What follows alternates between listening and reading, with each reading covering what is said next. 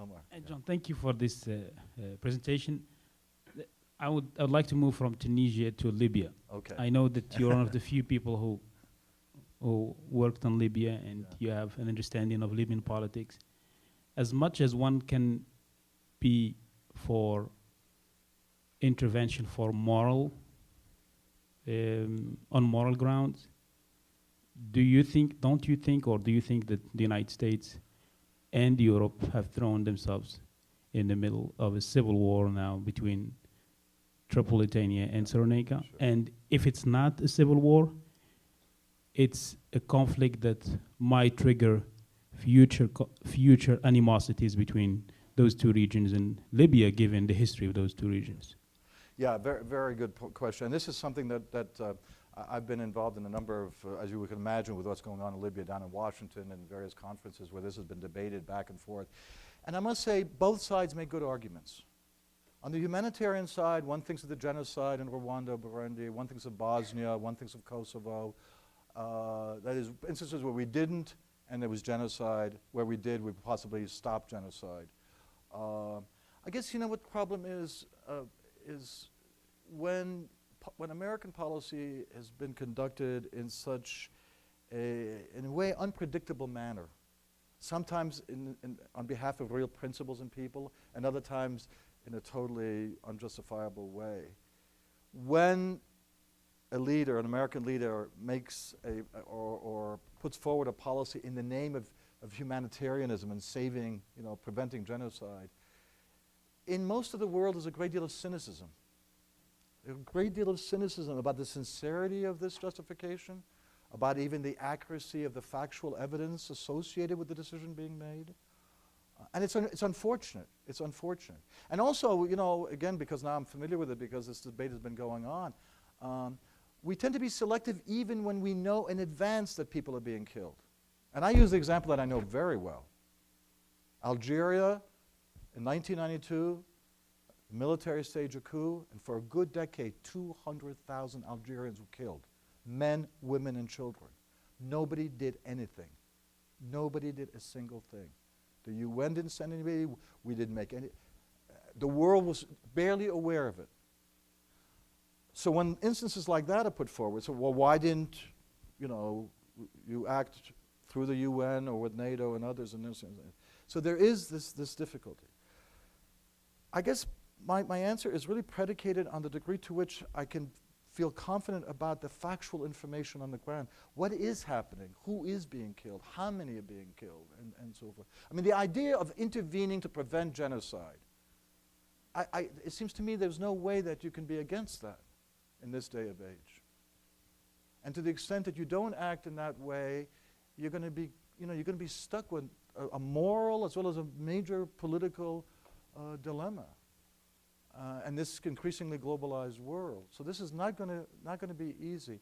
Again, our past history, the unreliability of evidence, the selectivity of interventions where we have, makes people doubt whether we should go in there or not. And then you've added the most important part, which to what extent they know. I mean, yeah, I know Libya. I mean, there is no Libya. There are three tribal areas, you know, Fezzan, Cyrenaica, and Tripolitania. And the Senussis, I mean, who always hated the Qaddafis. So here we're making it seem as if we're in to save the Libyan nation. There is no Libyan nation. There's not a Libyan state. Gaddafi has made sure to deconstruct the state for the last 40 some odd years. So, I mean, at least that information should be communicated to the American public. So, at least, this is what we're going into. This is Libya. It's a bunch of tribes. They've always fought each other. Gaddafi happened to be a real nasty dictator, and he had the oil money to buy all the coercive instruments to keep them down. He never really worked hard to develop a nation. He didn't want to. And da-da-da-da-da. And then let the American people decide from there.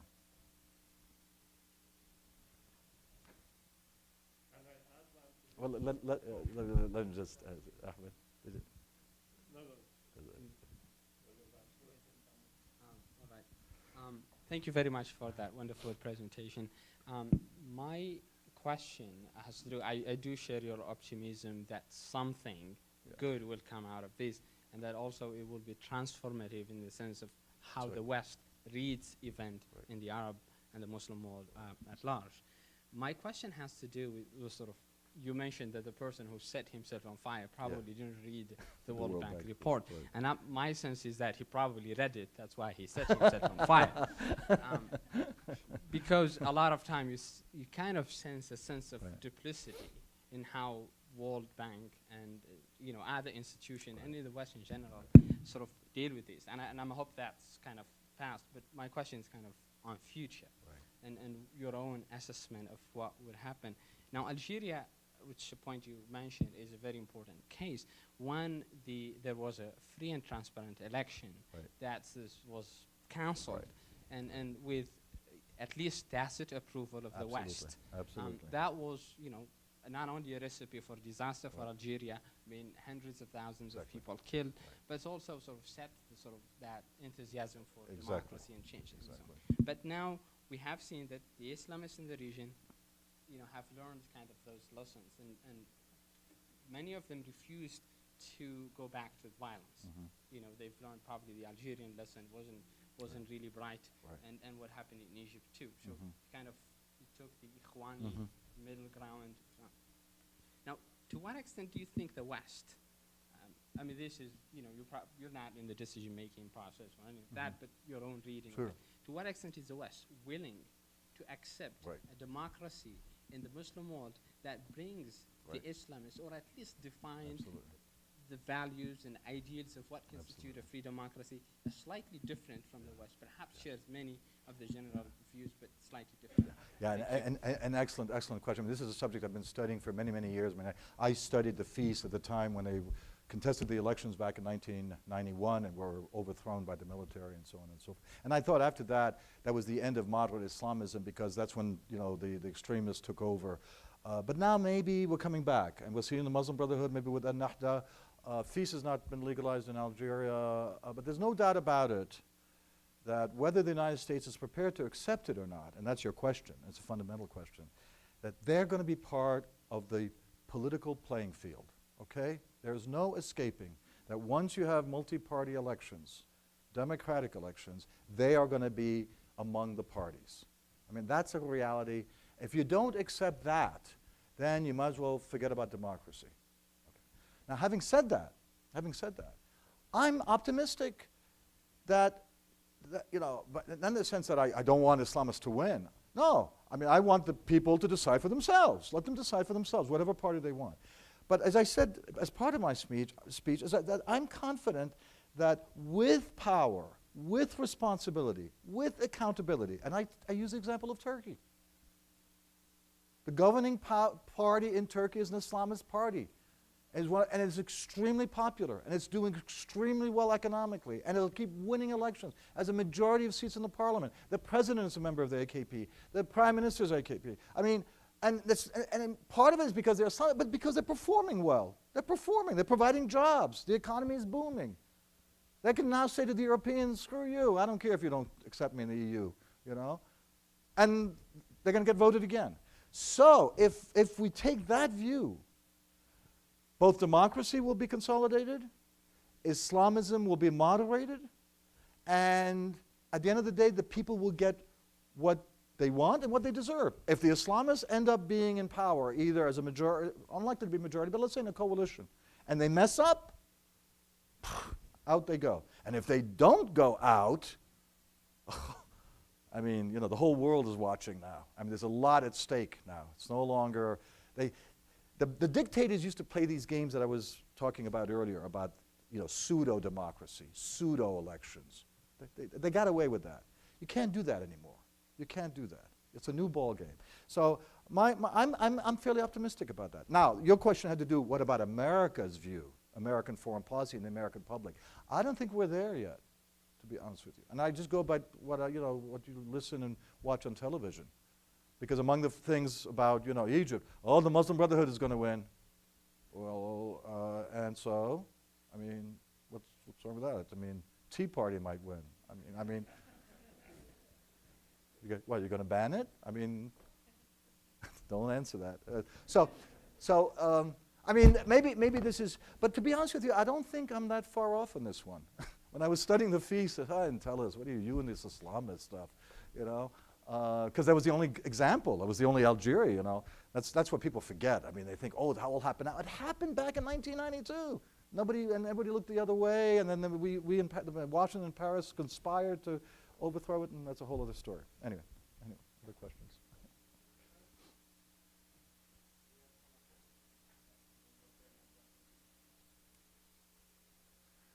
Over. Thank you. So just a good story from Tunisia really quickly. I was in Carthage a year ago, and we met with the municipal councillor in the town hall in Carthage. And he said, you know, I'm very sorry that I can only be with you for 30 minutes, but we have a very fierce election campaign, and inshallah will prevail, you know. And so he's going on about this. And afterwards, I was asking one of the guys who was one of our local heads, I said, well, you know, what's the nature of the campaign? He says, oh, there's no one else is running. I mean, the campaign, you know, there's no opposition. He's just... That's a great story. So it was amazing that, you know, I was like, oh man, this is like being in a town hall meeting in the States, and the candidates talking to you about going and putting up posters, except there's no one else running. But that's great to see that that's actually going to change, right? That there will be, there'll be candidates. I mean, it won't just be the language of campaigns, but actually it will be a campaign. The question I had is maybe a bit more about the cases such as Morocco, Syria, and Jordan, where the rulers in those three countries, it seems to me the similarity is that they've dismissed their cabinet or dismissed their advisors, and it's a sort of old narrative of the good sultan and the bad vizier, or so the good ruler and the bad administration, right? And so it's just get rid of the administration, but the ruler is essentially good. You've got a paper on that. That title is right there. Good sultan, bad vizier, colon. And you know, this is a very common narrative. And so, I mean, it was very interesting to see in Jordan, you know, immediately the cabinet was gone. In Syria, all the advisors have been fired. Every last one has been fired. And in Morocco, you know, Mohammed VI is really taking his distance from a lot of the people that have been closest to him. And maybe it's, you know, just for public show, maybe in private, who knows what's going on. But I think that is interesting. But do you think that these are going to be successful tactics in staying off protests? I don't buy it. The game has changed. They're still playing, you know, they've been playing football for who knows how many years. They don't realize it's a baseball game. They're still throwing the football, and then people coming out with bats and balls. They're clueless. It's old tactics. It's been going on for years. The idea of musical chairs with cabinet members in Morocco has been going on since Mohammed V, Hassan II, all of them. Rotate. And you know what happens to these guys?